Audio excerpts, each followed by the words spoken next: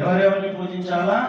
చండీ మరియు వినాయకుని. చండీ అంటే అమ్మవారు, జగజ్జనని, లోక రక్షకురాలు, అమ్మవారిని పూజించాలి.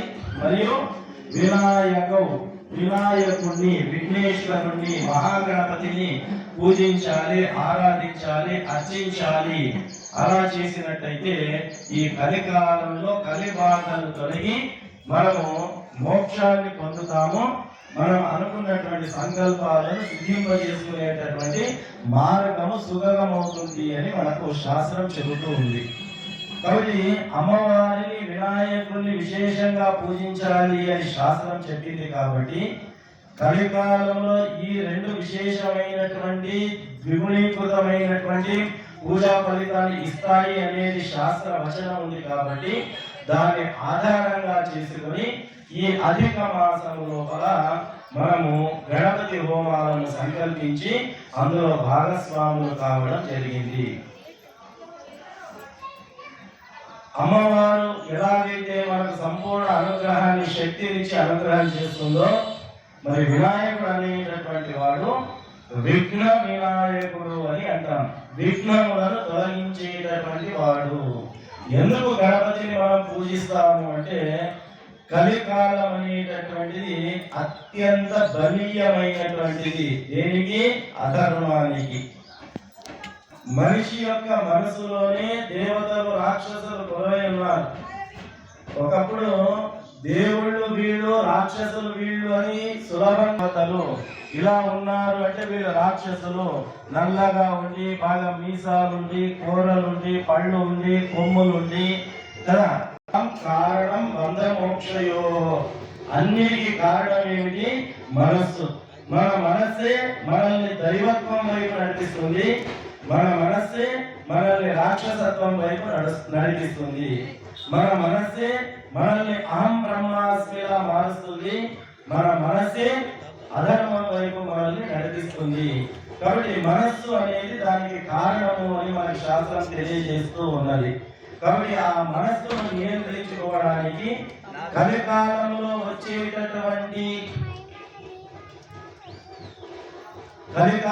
వచ్చేటటువంటి విపరీతమైనటువంటి పరిస్థితులు ఏవైతే ఉంటాయో వాటికి ఎదురొడ్డి నిలబడాలి అంటే, విఘ్నాలు దూరం కావాలి అంటే వినాయకుడి యొక్క అనుగ్రహం మనకు అవసరం. ఎందుకొరకు అంటే మనకు 4 యుగాలు చెప్పారు. కృతయుగము, త్రేతాయుగము, ద్వాపర యుగము, కలియుగము అనేటటువంటివి 4 యుగాలు మనకు వేదంలో సూచించబడినాయి. ఈ 4 యుగాలలో కృతయుగంలో మనిషి యొక్క ఆయుష్ 1,00,000 సంవత్సరాలు. కృతయుగంలో మనిషి ఆయుష్ ఎంత? 1,00,000 సంవత్సరాలు. మనిషి యొక్క సగటు ఆయుష్ అయిపోయింది. కృతయుగం దాటి త్రేతాయుగం వచ్చేసరికి ఆ 1,00,000 ఆయుష్ కాస్త ఎంతకు పడిపోయింది?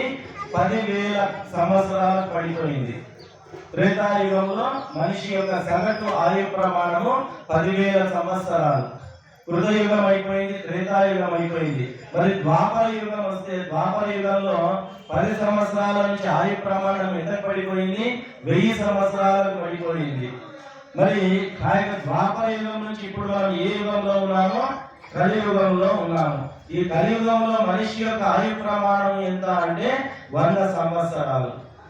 అది 100 సంవత్సరాలు పూర్తిగా బతికితే, లేదు అని అనుకుంటే ఈ 100 సంవత్సరాలు కూడా ఎట్లా గడిచిపోతున్నాయి మన జీవితంలో అంటే, ఈ 100 సంవత్సరాల్లో కూడా 50 సంవత్సరాలు పగలు ఉన్నది, 50 సంవత్సరాలు రాత్రి ఉన్నది. 100లో 50 సంవత్సరాలు రాత్రి, 50 సంవత్సరాలు పగులు. కొన్ని రాత్రి ఏమైనా పనికి వస్తుందా? ఆహార నిద్ర భయం అవుతుందంట. ఎట్లా అయితే మిగతా జీవరాశులు బతుకుతున్నాయో అవి తింటున్నాయి, మనం తింటున్నాం. అవి నిద్రపోతున్నాయి, మనం నిద్రపోతున్నాం.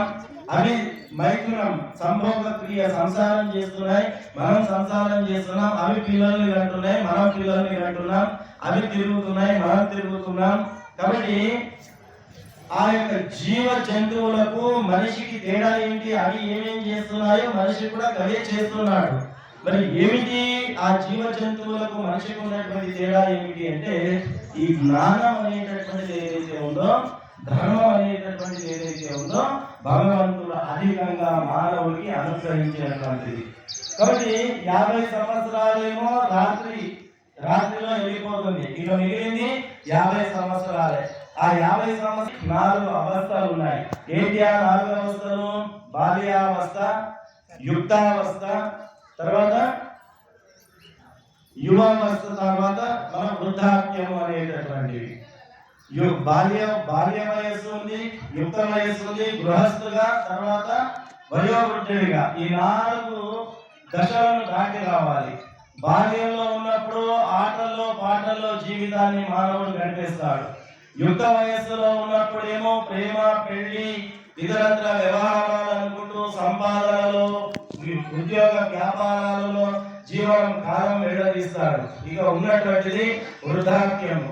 వృద్ధాప్యంలోనైనా భగవంతుని స్మరిద్దామా అంటే వృద్ధాప్యం వచ్చేసరికి భగవంతుని దగ్గరికి వెళ్ళాలంటే మోకాళ్ళ నొప్పులు, భగవంతుని దర్శించుకోవాలంటే కళ్ళు కనిపించవు, భగవంతుని నామం వినాలంటే చెవులు వినిపించవు, భగవంతుని భజన చేయాలంటే కూర్చున్న దగ్గర నుంచి కదిలే పరిస్థితి ఉండదు, మనస్ఫూర్తిగా చెప్పట్లు పెట్టి భజన చేసే అవకాశం ఉండదు.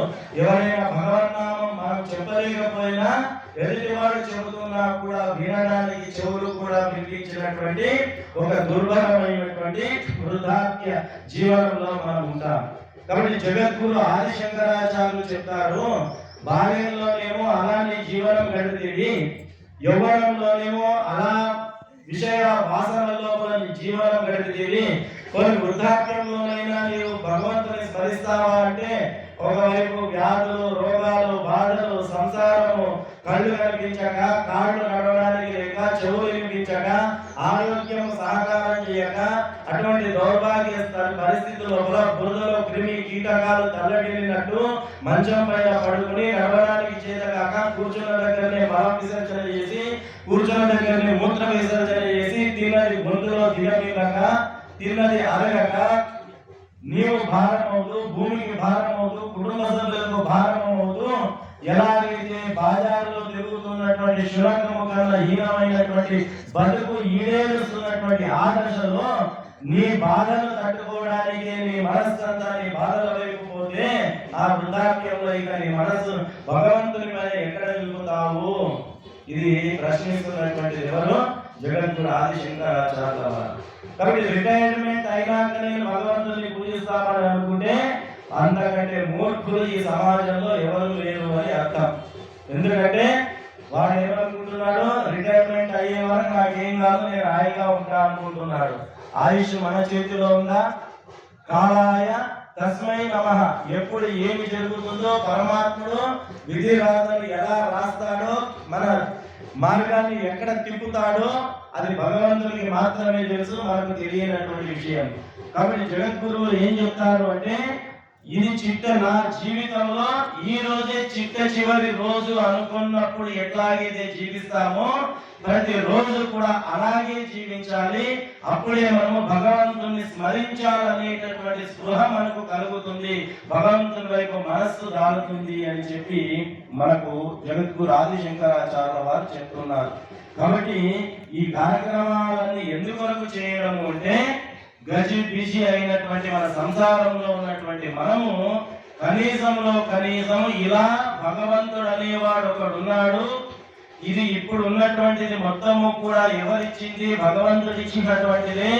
కాబట్టి తేరా తుజుకో అర్పణ క్యా లాగే మేరా అన్నట్టు నీవిచ్చినటువంటిది నీకే సమర్పణ చేసి నీ సేవ చేసుకునే భాగ్యము మాకు కల్పించు అని ప్రార్థన చేస్తూ ఈ కార్యక్రమాల్లో పాల్గొనడం దాని వెనక ఉన్నటువంటి ఆంతర్యము, మనలో ఉన్నటువంటి గర్వాన్ని తొలగించుకోవాలి అని సూచన చేయడానికి ఈ కార్యక్రమాలు మనకు దోహదపడతాయి. ఎందుకంటే మనిషి గర్వముతో తూగిపోతూ ఉంటాడు.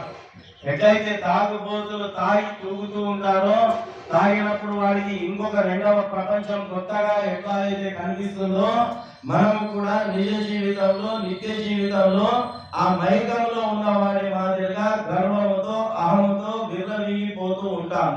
కాబట్టి జగద్గురు ఆదిశంకరాచార్యుల వారు చెప్పారు, అయ్యా భగవంతుడి సాక్షాత్కారం మీకు కావాలి అంటే, భగవంతుడి అనుగ్రహం మీకు లభించాలి అంటే మొట్టమొదట నీవు దేన్ని వదులుకోవాలి అంటే నీలో ఉన్నటువంటి గర్వ భావన ఏదైతే ఉందో, అహం ఏదైతే ఉందో దాన్ని వదిలిపెట్టాలి అని చెప్పి ఆది శంకరాచార్యుల వారు చెప్తున్నారు.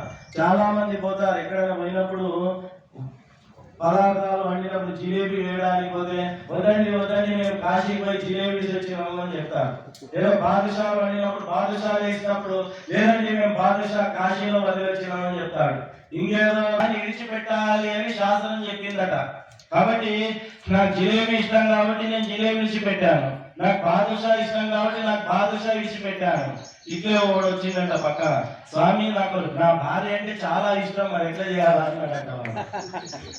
అంటే అప్పుడు చెప్పిండ, అరే నాన్న వదిలిపెట్టమన్నటువంటిది జిలేబీలో బాదుషాలో దొండకాయలో వంకాయలో బెండకాయలో కాదు, వదిలిపెట్టి రమ్మన్నటువంటిది నీలో ఉన్నటువంటి అవగుణాలు ఏవైతే ఉన్నాయో అన్ని ఒకేసారి వదలడం కుదరదు కాబట్టి, అది చేతగాని విషయం కాబట్టి ఒక్కొక్కసారి కాశీకి పోయినప్పుడు ఒక్కొక్క అవగుణాన్ని వదిలిపెట్టి రారా అని చెప్పారు. మనకు అన్ని ఇట్లా అర్థమవుతాయి కదా. దీపం ఉండగానే ఇల్లు చక్క పెట్టుకోవాలా పెద్దలు చెప్పిండ్రు అంటే అదే ఉన్నప్పుడే సంపాదించుకోవాలా, కాలం కదా మన కాలం కలిసి వచ్చినప్పుడే సంపాదించి పెట్టుకోవాలి, మనకి ఇట్లా అర్థమైంది. కానీ మన పెద్దలు చెప్పింది ఇల్లు ఉండగానే దీపం ఉండగానే ఇల్లు సర్దుకున్నారంటే అర్థం ఏమిటి? దీపము అంటే ప్రాణము, ఇల్లు అంటే ఈ శరీరము జీవనము. నీ శరీరంలో ప్రాణం ఉన్నంత వరకు నీవు ఏమి సాధన చేసుకుంటావో చేసుకో, మోక్ష మార్గానికి దగ్గరగా అని చెప్పినాడు. మనకు అట్లా అర్థం కాలే. దీపం ఉన్నప్పుడే ఇల్లు చక్క పెట్టుకోవాలా అంటే ఉన్నప్పుడే మొత్తం అన్ని జమ చేసుకొని హాయిగా ఉండాలి, మనకి ఇట్లా అర్థమైంది. ఎందుకంటే మనం అర్థం చేసుకునేటటువంటి తీరు వేరుగా ఉంటుంది. ఓ పెద్ద మనిషి సత్యహరిశ్చంద్రుని గురించి జీవిత వృత్తాంతం మొత్తం చెప్పిండట. జీవితం మొత్తం వృత్తాంతం చెప్పిండు, మనందరికీ తెలుసు. ఆఖరికి కొడుకు శవాన్ని కాల్చడానికి కూడా అక్కడ డబ్బులు లేకపోతే ఆయన భార్య ఎంతో ఇబ్బంది పడుతుంది, అది వేరే విషయం.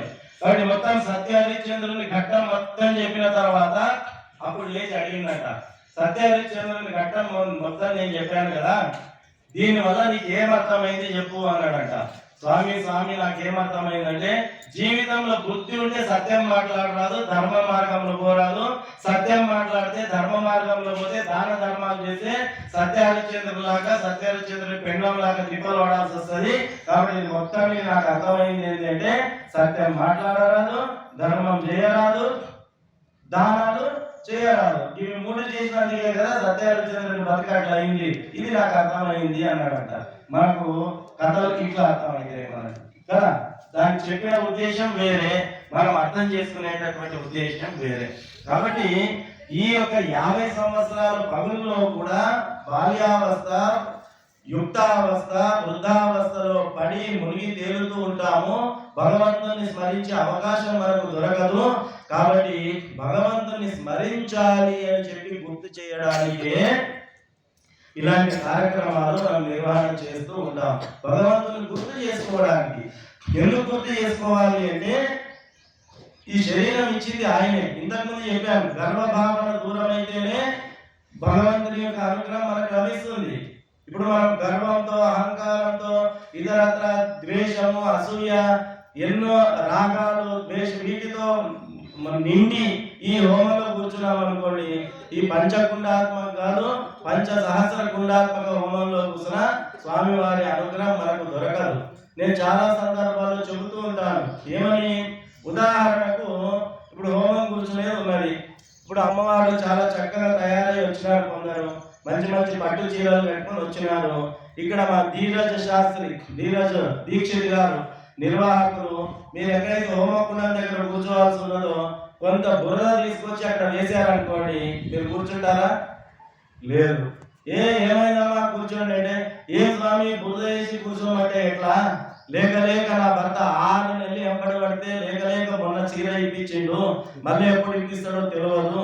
ఆ ఇప్పించిన ఒక్క చీర కూడా ఈ బురద మీద కూర్చొని పాడు చేసుకోమంటే ఎట్లా నీవు? కాబట్టి నేను కూర్చోలేను అని చెప్తారు. పోనీ ఆ కుర్చీ ఉందనుకోండి, కుర్చీలో పైన మామూలుగా కొద్దిగా అశుద్ధంగా ఉన్న నీళ్ళు వేసి ఈ చిన్నగా ఇక్కడ ఆడుకుంటున్నాడు పిల్లవాడు కదా. ఆ పిల్లవాడు పోయి కూర్చోమని చెప్పండి, కూర్చుంటాడా? చీ గలీష్ నేను కూర్చోను అంటాడు. 5 సంవత్సరాల పిల్లవాడు కూడా మామూలుగా అశుద్ధంగా ఉన్న నీళ్లు వేసిన కుర్చీపై కూర్చోంటే కూర్చోవడానికి సిద్ధపడాడు.